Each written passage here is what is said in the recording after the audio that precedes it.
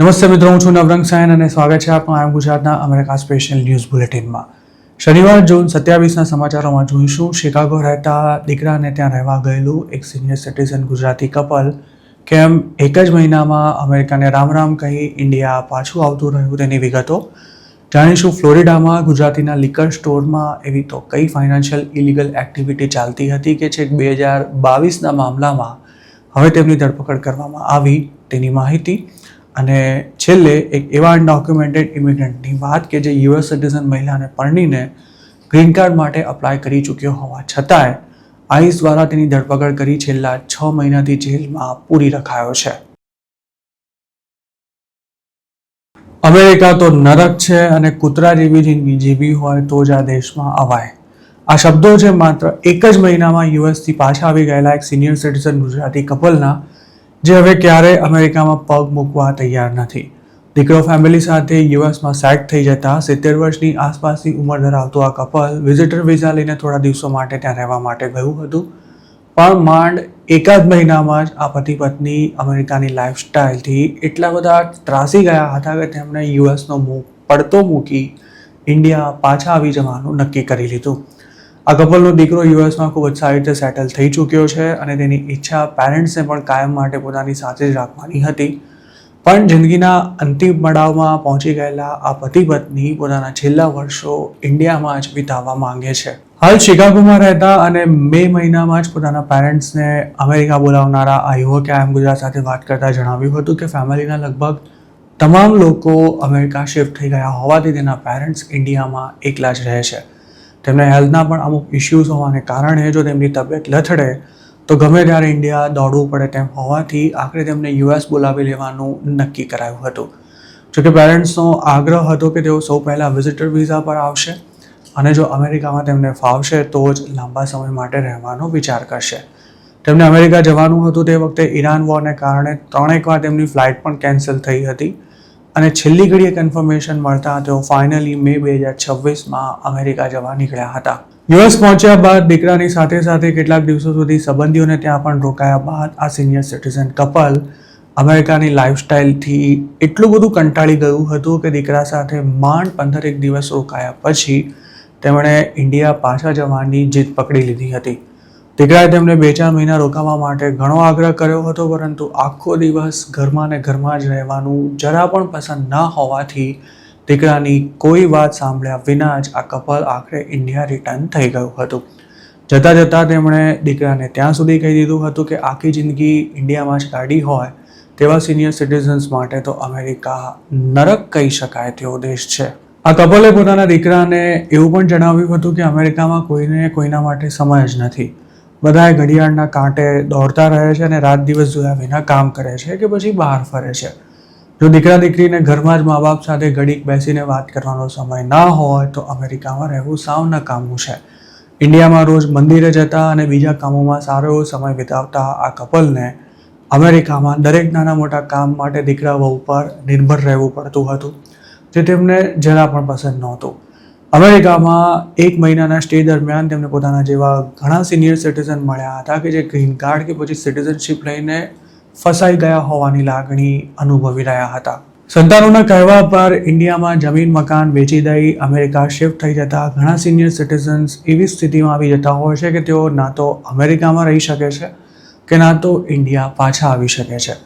અમદાવાદમાં પોતાનો બિઝનેસ ધરાવતા અને 2 વર્ષ પહેલાં જ ગ્રીન કાર્ડ મેળવનારા એક સિનિયર સિટીઝન તાજેતરમાં જ અમેરિકા ગયા ત્યારે તેમને એરપોર્ટ પર એવી વોર્નિંગ અપાઈ હતી કે જો હવે એકાદ મહિના માટે અમેરિકા આવી ઇન્ડિયા પાછા જશો તો તમારે ગ્રીન કાર્ડ સરેન્ડર કરાવી દેવું પડશે. આ વોર્નિંગ મળ્યા બાદ ગુજરાતી બિઝનેસમેન છેલ્લા 4 મહિનાથી અમેરિકામાં ફસાયેલા છે. તેમનો પ્લાન માત્ર 15 દિવસ માટેનો જ હતો, પણ ગ્રીન કાર્ડ ચાલુ રાખવા માટે તેમને ઇન્ડિયામાં બિઝનેસમાં સારું એવું નુકસાન ભોગવવું પડી રહ્યું છે. આવા જ બીજા એક કેસમાં 20 વર્ષ પહેલાં ફેમિલી સાથે યુએસ શિફ્ટ થયેલા અને હાલ ઇન્ડિયા સાથે કોઈ જ કનેક્શન ન ધરાવતા મૂળ ચરોતરના એક સિનિયર સિટીઝન ગુજરાતીને તેમના દીકરાઓએ ઘરમાંથી કાઢી મૂક્યા બાદ તેઓ એક મોટેલમાં જોબ કરી ત્યાં જ રહેવા માટે મજબૂર બન્યા છે. શરૂઆતમાં તો પત્નીએ તેમનો સાથ નહોતો આપ્યો, પણ તેમને ઘરમાંથી કાઢ્યા બાદ દીકરાઓએ તેમના પત્નીને પણ ઘર છોડવાની ફરજ પાડી હતી. હાલ એટલાન્ટામાં રહેતા એક સિનિયર સિટીઝન ગુજરાતીની હાલત પણ કંઈક આવી જ છે. તેઓ હાલ યુએસ સિટીઝન છે, પણ તેમનો દીકરો ઇન્ડિયામાં રહેલી જમીન વેચી દેવા માટે ખૂબ જ પ્રેશર કરી રહ્યો હોવાથી અમેરિકામાં બધું જ પડતું મૂકી તેઓ કાયમ માટે ઇન્ડિયા પાછા આવી જવા માંગે છે. સિનિયર સિટીઝન્સ માટે અને ખાસ તો જે આખી જિંદગી ઇન્ડિયામાં કાઢીને અમેરિકા જાય છે તેમના માટે ત્યાં સેટ થવું જરા પણ આસાન નથી. ઇન્ડિયામાં સન્માન સાથે જીવતા વરિષ્ઠ નાગરિકોને અમુકવાર અમેરિકા જઈ ઘણા સમાધાન કરવા પડતા હોય છે. કેટલીક વાર તો તેમને બેબી સેટિંગ માટે કે પછી ઘર સાચવવા માટે જ અમેરિકા બોલાવવામાં આવે છે અને યુએસમાં એક પૈસા માટે તેમજ ઘરની બહાર નીકળવા માટે પણ તેમને કોઈની દયા પર નિર્ભર રહેવું પડે છે.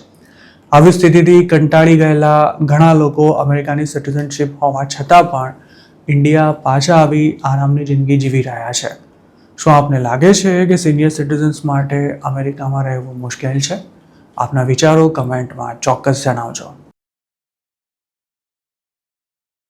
ફ્લોરિડાની શાર્લેટ કાઉન્ટીમાં પોતાનો બિઝનેસ ધરાવતા બે ગુજરાતીની થર્ડ પાર્ટી ચેકને ઇલીગલી કેશ કરી આપવાના ગુનામાં ધરપકડ કરવામાં આવી છે. છેક જૂન 2022ના મામલામાં ઇઝી લિકર નામના બિઝનેસ સાથે સંકળાયેલા કૌશલ પટેલ અને કિંજલ પટેલ પર લાયસન્સ વિના $1 લાખ કે તેનાથી વધુની મની સર્વિસીસ ઓપરેટ કરવાના ગુનામાં ધરપકડ કરવામાં આવી હતી. જોકે કૌશલ અને કિંજલ એકબીજાના કોઈ રિલેશનમાં થાય છે કે કેમ તેની કોઈ ચોખવટ કરવામાં નથી આવી. લોકલ મીડિયા રિપોર્ટ્સ અનુસાર Florida office of financial regulators bureau of financial investigations દ્વારા આ મામલે 38 પેજનો રિપોર્ટ ફાઇલ કરવામાં આવ્યો છે.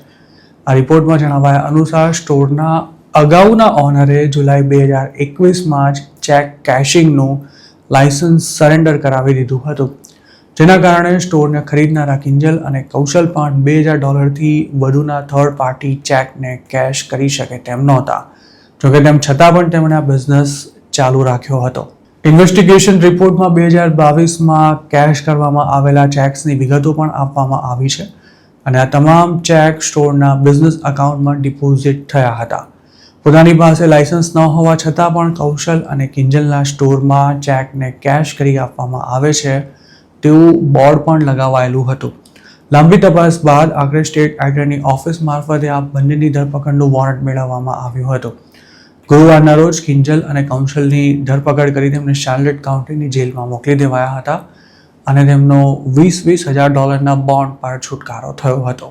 ફ્લોરિડાના કાયદા પ્રમાણે લાયસન્સ વિના ફાઇનાન્શિયલ સર્વિસ પૂરી પાડવી 3rd ડિગ્રી ફેલોની ક્રાઇમ છે, જેમાં ગુનો સાબિત થવા પર 5 વર્ષ સુધીની મહત્તમ જેલ, 5 વર્ષનો પ્રોબેશન તેમજ $5,000 સુધીનો દંડ થઈ શકે છે.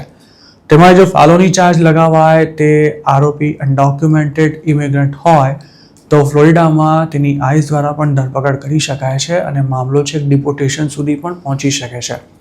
કૌશલ અને કિંજલના ઇમિગ્રેશન સ્ટેટસ શું છે તેની કોઈ માહિતી નથી મળી શકી, પણ તેમને બોન્ડ પર છોડી દેવાયા હોવાથી તેમની પાસે ગ્રીન કાર્ડ, સિટીઝનશિપ કે પછી બીજું કોઈ લીગલ સ્ટેટસ હોય તેવી પૂરી શક્યતા છે. કારણ કે ફ્લોરિડામાં તો સામાન્ય ગુનામાં પકડાયેલા ઇલીગલ ઇમિગ્રન્ટ્સને પણ જેલમાંથી છોડવામાં નથી આવતા. આ બિઝનેસમાં જેટલી અમાઉન્ટનો ચેક કેશ કરવામાં આવ્યો હોય તેના 1-3% જેટલું કે પછી તેનાથી પણ વધુ કમિશન મળતું હોય છે. જો ચોરાયેલા કે પછી છેડછાડ કરાયેલા ચેકને કેશ કરવાનો હોય તો તેના માટે 10-30% જેટલું કમિશન માંગવામાં આવે છે. સામાન્ય રીતે જેના નામનો ચેક લખવામાં આવ્યો હોય તેની પાસે બેંક અકાઉન્ટ ના હોય કે પછી તેને તુરંત જ પૈસા જોઈતા હોય તો તે ચેકને પોતાના અકાઉન્ટમાં ડિપોઝિટ કરાવવાને બદલે આ સર્વિસ પૂરી પાડતા સ્ટોર પર જ તેને કેશ કરાવી શકે છે. અમેરિકામાં સ્ટોર ચલાવતા ઘણા ગુજરાતીઓ ચેકને કેશ કરી આપવાની સર્વિસ ઓફર કરતા હોય છે. આ બિઝનેસ બિલિયન્સ ઓફ ડોલર્સનો મનાય છે, પણ હવે ધીરે ધીરે તેનું કદ ઓછું થઈ રહ્યું છે કારણ કે વધુને વધુ લોકો બેંકમાં અકાઉન્ટ ખોલાવી રહ્યા છે અને ડિજિટલ પેમેન્ટથી પૈસા તુરંત જ સામેવાળાના અકાઉન્ટમાં જમા થઈ જાય છે. અમેરિકામાં ચાલુ અઠવાડિયામાં ગુજરાતીઓની ધરપકડના અન્ય સમાચાર જોઈએ તો ન્યુયોર્કની નસાઉ કાઉન્ટીમાં પોલીસ દ્વારા હાથ ધરવામાં આવેલા એક અંડરકવર ઓપરેશનમાં વાઇનોને આલ્કોહોલ અને ટોબેકો વેચતા 5 લોકોની ધરપકડ કરવામાં આવી હતી, જેમાં 2 ગુજરાતીઓનો અને 1 પંજાબીનો સમાવેશ થાય છે. લોકલ પોલીસના જણાવ્યા અનુસાર આરોપીઓની ઓળખ યશ પટેલ, વિપુલ પટેલ અને દેવિન્દરસિંહ તરીકે કરવામાં આવી છે. યશ પટેલ પર ટીનેજરને આલ્કોહોલિક બેવરેજ વેચવાનો આરોપ છે અને તે જે સ્ટોર ચલાવતો હતો તેમાંથી અન્ય પ્રતિબંધિત આઇટમ્સ પણ મળી આવી હતી. તેના પર આ બાબતે ફર્સ્ટ ડિગ્રી ચાર્જ લગાવાયો છે. યશ જે સ્ટોરમાં કામ કરતો હતો ત્યાંના મેનેજર 45 વર્ષીય વિપુલ પટેલને પણ પોલીસે આરોપી બનાવ્યો છે. આરોપીઓને ટિકિટ આપી કોર્ટમાં હાજર રહેવાની તાકીદ કરાઈ છે. અન્ય એક ઘટનામાં જૂન 26ના રોજ ન્યૂ જર્સીમાં રાત્રે 2 વાગે ગુજરાતીની ધરપકડ કરવામાં આવી હતી. યુનિયનમાં રહેતા આકાશ પટેલ નામના 22 વર્ષીય યુવક પર દારૂ પીને ગાડી ચલાવવાનો આરોપ છે. અમેરિકામાં ઇલીગલી એન્ટર થઈને કોઈ યુએસ સિટીઝન સાથે લગ્ન કર્યા હોય, આઈસમાં રેગ્યુલર હાજરી પુરાવી હોય અને ગ્રીન કાર્ડ આવવાની તૈયારીમાં હોય તો પણ ગમે તે ઇલીગલ ઇમિગ્રન્ટને જેલમાં જવાનો વારો આવી શકે છે. આવા જ એક કેસમાં છેલ્લા 6 મહિનાથી આઈસી જેલમાં બંધ પોતાના અનડોક્યુમેન્ટેડ પતિને છોડાવવા માટે તેની યુએસ સિટીઝન પત્નીએ હવે પોતાનું ઘર વેચી કાઢ્યું છે. ટેક્સાસમાં રહેતી આ મહિલાનો પતિ મૂળ વેનેઝુએલાનો છે. ન કોઈ ક્રિમિનલ રેકોર્ડ ન હોવા છતાં પણ તેને છેલ્લા 6 મહિનાથી જેલમાં પૂરી રખાયો છે. નવાઈની વાત એ છે કે તેનું ગ્રીન કાર્ડ પણ પેન્ડિંગ હતું. તેમ છતાંય આઈસની ઓફિસમાંથી જ અરેસ્ટ કરાયા બાદ તેને બોન્ડ પર છોડવામાં નથી આવી રહ્યો. હીધર એલેન બારિયો નામની આ મહિલા તેના પતિ રાફેલ સાથે ટેક્સાસમાં રહેતી હતી. બંને મહેનત કરી પોતાનું ઘર બનાવ્યું હતું પણ હવે તેને આ ઘર વેચી દેવાની ફરજ પડી છે કારણ કે તેની પાસે વકીલને ફી ચૂકવવા માટે પૈસા નથી બચ્યા. પોતાનું મકાન વેચીને હીધર ભાડાના ઘરમાં રહેવા પણ ચાલી ગઈ છે. જ્યારે તેનો પતિ રાફેલ તેનાથી સેંકડો માઇલ દૂર મિસિસિપીની જેલમાં બંધ છે અને તે ક્યારે જેલમાંથી છૂટશે તે કંઈ જ નક્કી નથી. રાફેલ 2023માં વેનેઝુએલાથી યુએસ આવ્યો હતો. વેનેઝુએલાના તત્કાલીન પ્રેસિડેન્ટ નિકોલસ માદુરો સામે થયેલા વિરોધ પ્રદર્શનોમાં ભાગ લેવા બદલ વેનેઝુએલામાં પોતાના જીવને ખતરો છે તેવું જણાવી તેણે યુએસમાં અસાયલમ માંગ્યું હતું. રાફેલની હ્યુમેનિટેરિયન પેરોલ પર અમેરિકામાં રહેવાની મંજૂરી અપાઈ હતી. ડાલાસમાં રહેતા રાફેલની મુલાકાત હીધર સાથે થઈ હતી અને બંને એકબીજાના પ્રેમમાં પડી ગયા હતા. 2024માં તેમણે લગ્ન કર્યા હતા. હીધર અમેરિકન સિટીઝન હોવાને કારણે તેણે રાફેલનું ગ્રીન કાર્ડ સ્પોન્સર કર્યું હતું અને તેનું પેપર વર્ક પણ તુરંત જ શરૂ કરી દેવાયું હતું. નવેમ્બર 2025માં હીધર અને રાફેલે ગ્રીન કાર્ડ માટે જોઈન્ટ ઇન્ટરવ્યૂ આપ્યું હતું અને તે વખતે ઇમિગ્રેશન ઓફિસરે તેમને જાતભાતના સવાલો પૂછ્યા બાદ એવું કન્ફર્મ કર્યું હતું કે તમે બંને સારી રીતે જવાબ આપ્યા છે અને રાફેલનું ગ્રીન કાર્ડ 1-2 મહિનામાં ઘરે આવી જશે. જોકે આ ઇન્ટરવ્યૂ બાદ રાફેલનું ગ્રીન કાર્ડ ક્યારેય અપ્રૂવ થઈ જ નહોતું શક્યું. ઇન્ટરવ્યૂ થયો તેના થોડા જ દિવસોમાં ટ્રમ્પ સરકારે વેનેઝુએલા સહિતના 39 દેશોના લોકોના અસાયલમ, ગ્રીન કાર્ડ અને સિટીઝનશિપ સહિતના ઇમિગ્રેશન બેનિફિટ્સને રોકી દીધા હતા. આમ તો આ મામલો પછી કોર્ટમાં ગયો હતો જેના પર તાજેતરમાં ચુકાદો પણ આવી ગયો છે. પણ આ બધી માથાકૂટમાં હીધરના પતિ રાફેલનું ગ્રીન કાર્ડ લટકી પડ્યું હતું. આ દરમિયાન જાન્યુઆરી 2026માં રાફેલ આઈસમાં હાજરી પુરાવવા માટે ગયો હતો. તે 2023માં અમેરિકા આવ્યો ત્યારથી જ નિયમિત આઈસમાં હાજરી પુરાવી રહ્યો હતો પરંતુ આ વખતે તેને નવી ડેટ આપવાને બદલે સીધો ડિટેન કરી જેલ ભેગો કરી દેવાયો હતો. હીધરને જ્યારે ખબર પડી કે ગ્રીન કાર્ડ માટે રાહ જોઈ રહેલો રાફેલ ડિટેન્શન સેન્ટરમાં પહોંચી ગયો છે ત્યારે જ તે સમજી ગઈ હતી કે હવે રાફેલને છોડાવવો આસાન નહીં હોય. રાફેલને નોર્થ ટેક્સાસમાંથી મિસિસિપીના ડિટેન્શન સેન્ટરમાં મોકલી દેવાયો હતો જ્યાં તે હાલ પણ પોતાની ઇમિગ્રેશન હિયરિંગની રાહ જોતો બેઠો છે. તેણે અમેરિકામાં કોઈ ક્રાઇમ ન કર્યો હોવા છતાં પણ કેમ 6 મહિનાથી ડિટેન્શન સેન્ટરમાં પૂરી રાખવામાં આવ્યો છે તે અંગે NBC ન્યૂઝ દ્વારા પૂછાયેલા સવાલ પર પ્રતિક્રિયા આપતા આઈસે એવું જણાવ્યું હતું કે રાફેલ બાઇડનના કાર્યકાળમાં ઇલીગલી અમેરિકા આવ્યો હતો અને તેને રિલીઝ પણ કરી દેવાયો હતો. જ્યારે હાલની સરકાર ઇમિગ્રેશન લોનો સખ્તાઈથી અમલ કરી રહી હોવાને કારણે અમેરિકામાં જેમણે પણ ઇલીગલ એન્ટ્રી કરી છે તેમને હવે છોડવામાં નહીં આવે. રાફેલના લોયરનું કહેવું છે કે તે ભલે ઇલીગલી અમેરિકા આવ્યો હોય પણ તેણે તમામ પ્રોસેસનું પાલન કર્યું છે. આઈસમાં નિયમિત હાજરી પુરાવી છે તેમજ અમેરિકામાં કોઈ ક્રાઇમ પણ નથી કર્યો. આ ઉપરાંત તેણે યુએસ સિટીઝન સાથે લગ્ન કર્યા હોવાથી તે ગ્રીન કાર્ડ મેળવવાને પણ હકદાર છે. તેની ગ્રીન કાર્ડ એપ્લિકેશન પેન્ડિંગ હોવા છતાં પણ તેને ખોટી રીતે જેલમાં પૂરી રાખવામાં આવ્યો છે. અન્ય ઇમિગ્રેશન એટર્નીઝનું પણ કહેવું છે કે અત્યાર સુધી અનડોક્યુમેન્ટેડ ઇમિગ્રન્ટ્સને તેમનો કેસ પૂરો ન થાય ત્યાં સુધી ડિટેન કરવામાં નહોતા આવતા પણ હવે તેમને ગમે ત્યારે પકડી લઈને દિવસોના દિવસો સુધી ડિટેન્શન સેન્ટરમાં પૂરી રાખી ડિપોર્ટેશન પેપર્સ પર સાઇન કરવા માટે મજબૂર કરવામાં આવે છે. મૂળ વેનેઝુએલાના રાફેલ સાથે જે કંઈ થયું તેવું છેલ્લા 6-8 મહિનામાં ઘણા ઇન્ડિયન્સ સાથે પણ થઈ ચૂક્યું છે. આઈસની ઓફિસમાં હાજરી પુરાવા માટે ગયા હોય, ઇમિગ્રેશન કોર્ટમાં હાજર થયા હોય કે પછી રસ્તા પર અટકાવાયા હોય, તેવા ઘણા અનડોક્યુમેન્ટેડ ઇન્ડિયન્સને ડિપોર્ટ કરવામાં આવ્યા છે કે પછી તેઓ લાંબા સમયથી આઈસની જેલમાં બંધ છે. રાફેલના કેસમાં તો તેની પત્ની અમેરિકન સિટીઝન હોવાની સાથે તેની ગ્રીન કાર્ડની એપ્લિકેશન રિજેક્ટ કરવાનું કોઈ જ કારણ ન હોવા છતાંય તેને 6 મહિનાથી બોન્ડ પણ નથી મળી રહ્યા. જો રાફેલ આઈસની ઓફિસમાં હાજરી પુરાવા ના ગયો હોત તો તેનું ગ્રીન કાર્ડ અટકી ગયું હોત, પણ આઈસની ઓફિસમાંથી જ તેની કોઈ કારણ વિના જ ધરપકડ કરી લેવાઈ હતી. તેનો સીધો અર્થ એવો થાય છે કે અનડોક્યુમેન્ટેડ ઇમિગ્રન્ટ્સ હવે બંને બાજુથી ફસાયેલા છે. ઇમિગ્રેશન કોર્ટમાં જેમની માસ્ટર હિયરિંગની ડેટ આવી રહી છે તેમની સાથે પણ હવે કંઈક આવું જ થઈ રહ્યું છે. તો મિત્રો, આ હતા અમેરિકાના આજના મુખ્ય સમાચાર.